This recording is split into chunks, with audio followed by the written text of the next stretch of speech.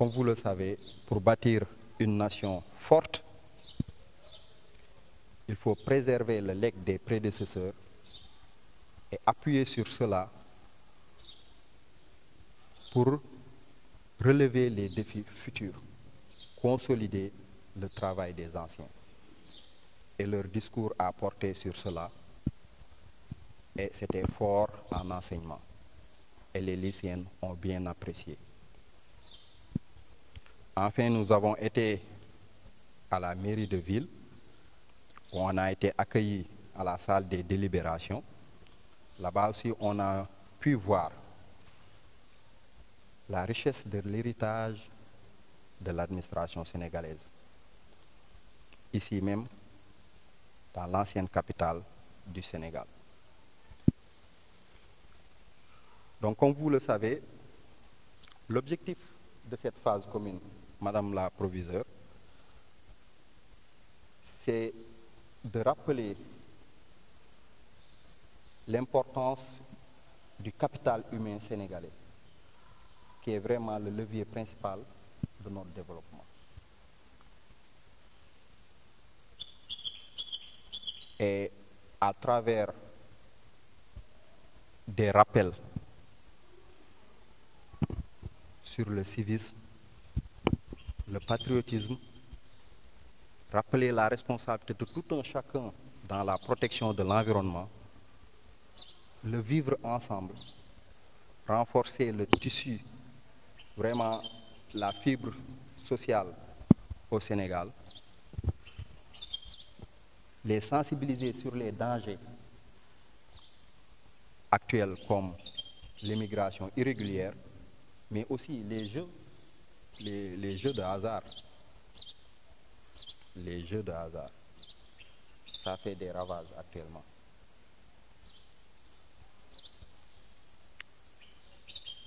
Mais également, les stupéfiants, l'usage de la drogue par notre jeunesse en particulier, et vraiment les actes d'anticivisme qu'on note actuellement un peu partout. Mais nous sommes confiants qu'au sortir de ces 48 heures, on peut compter sur les lycéennes, les lycéennes des classes de seconde d'Ahmed Fall pour être d'abord les vecteurs de transmission de tout ce qu'on a pu partager ensemble ici durant ces 2 jours. C'est très important. En tout cas, on est rassuré. Ce qu'on a observé ici, l'engagement de tout un chacun pour développer tous ces thèmes, donc on peut compter sur elles pour véhiculer ce message au sein de leur quartier, au sein de leur famille, où on leur a déjà inculqué des valeurs de base, mais tout en rappelant au sein du quartier, au sein des autres écoles, pour que ce mécanisme de Wadjal Haleyi, qui va se dérouler jusqu'au mois de décembre, en phase décentralisée au niveau de Saint-Louis. Et durant cette phase, il y aura différents cours qui seront dispensés par les forces de défense et de sécurité au niveau des collèges et également par des personnels ressources du ministère de l'Éducation. Parce que comme vous le savez, ce mécanisme est en train d'être mis en œuvre grâce à une collaboration parfaite entre les armées, les forces armées et le ministère de l'Éducation nationale à travers les inspecteurs d'académie et le corps professoral représenté ici par Madame la proviseure. Donc, pour résumer tout cela, je reviens rapidement sur le civisme, le sens patriotique qu'on a rappelé ici à plusieurs reprises est matérialisé par des actes, par des sensibilisations et par des visites d'institutions qui ont fait l'histoire de ce pays.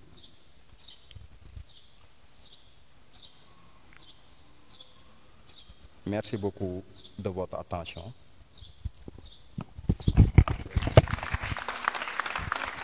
Dans la base navale Nord. Je suis désigné par le commandant de la zone militaire numéro 2 comme coordinateur du mécanisme Wadjal Khali à Saint-Louis. Le mécanisme dénommé Wadjal Khali a pour objectif de renforcer la citoyenneté des jeunes et de renforcer également leur esprit patriotique. Donc pour atteindre ces objectifs, plusieurs activités ont été déroulées durant ces dernières 48 heures, représentant la phase commune de ce mécanisme. Toutes les activités ont été débutées par des cérémonies de levée des couleurs. Hier, à l'issue, nous avons procédé à un travail d'intérêt général, donc pour nettoyer, ranger et vraiment embellir le lycée Ahmed Fall. À l'issue, nous avons organisé une marche de sensibilisation sur les dangers de l'immigration irrégulière et la protection de l'environnement. Aujourd'hui, après la cérémonie des couleurs, nous avons organisé une balade citoyenne pour visiter la gouvernance de Saint-Louis, la maison des anciens combattants et la mairie de ville. Et on est là cet après-midi pour clôturer cette phase commune à travers une séance de reboisement. Mais juste rappeler, ces dernières 48 heures constituent la phase commune à l'échelle nationale. Mais ce mécanisme Wadjal Khali qui vise à renforcer l'esprit patriotique des jeunes et à développer la citoyenneté chez eux va se poursuivre en phase, cette fois-ci, décentralisée. Donc ici à Saint-Louis, durant tout le mois de novembre et jusqu'à mi-décembre, plusieurs cours seront dispensés au profit des jeunes lycéens sur la citoyenneté, le patriotisme, la protection de l'environnement, leur inculquer les premiers réflexes, surtout la formation sur le secourisme, et sensibiliser sur la lutte contre l'immigration irrégulière, mais aussi les sensibiliser sur les méfaits de la drogue, les stupéfiants, les jeux de hasard qui font actuellement des ravages auprès des jeunes. Et donc, pour atteindre ces objectifs fixés par le commandement, donc plusieurs activités seront déroulées en phase décentralisée durant tout le mois de novembre. Cela va enjamber la journée des forces armées et se poursuivra jusqu'à mi-décembre. Juste dire aussi que c'est une collaboration étroite entre les forces armées et l'éducation nationale.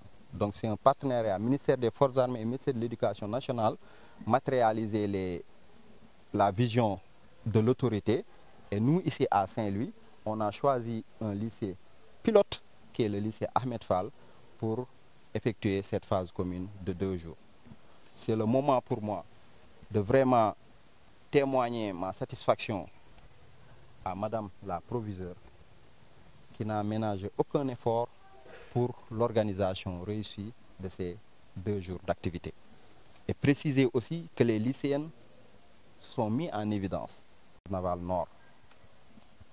Fille Saint-Louis, le colonel commandant la zone militaire numéro 2, man la dënk ma coordonné activité yëpp yu ñuy def si lii ñu jëmmal muy mécanisme Wadjal Khali yi nga xam ne luñ siy wut mooy ñu gën dëgëral citoyenneté bi ci xale yi, parce que ñoom ñooy notre vraie richesse. Vraiment notre vraie richesse c'est les jeunes. et surtout des jeunes bien éduqués, bien instruits. Donc et aussi gën dëgëral patriotisme bu nekk ci ñoom, bëgg seen réew, di doxal lépp luñ santaane, di moytu ba pare di moytuloo lépp luñ tere.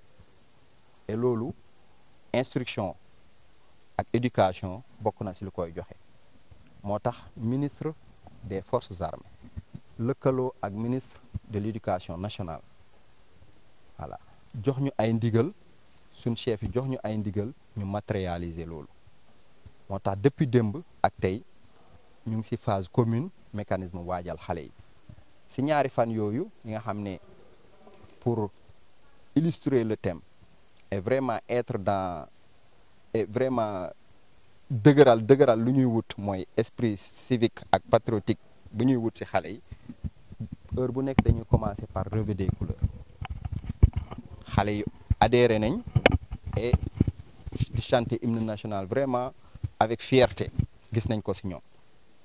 démb buñ paree organiser nañ lu ñuy waxee ñëpp xamee ko set setal fii ci école bi d'abord ak lu ko wër, lépp luy ñaax buñ soxlawul ñu bàyyi ko, bale fépp fu tilim, ranger lépp lu ñu war a ranger, ba pare boole ci aussi jëmbat garab. parce que aussi nous cherchons à sensibiliser les jeunes sur les dañuy wut di fàttalil xale yi, di leen di xamal lor bi nekk ci jël gaal gi ne da ngay dem bitim réew, mais aussi nu ñuy aaree alam bi, moo tax jëmbat nañ ay garab, sensibiliser nañ nit ñi sur risque yu nekk ci jël gaal gi di dem Europe, sensibiliser leen aussi dina sensibiliser leen ci yenn danger yu ñu gis fan yi, mooy les jeux de hasard, ñëpp xam nañ ko 1xBet, c'est très dangereux, c'est nuisible, ça vous am dalay tere nga concentré wu, te âge bu ñu toll mooy âge yu jàng, concentré wu dala koy tere, di la détourner ci yeneen. di jël ay xeetum drogue yi bëri na fi, loolu yëpp sensibiliser nañ leen ci.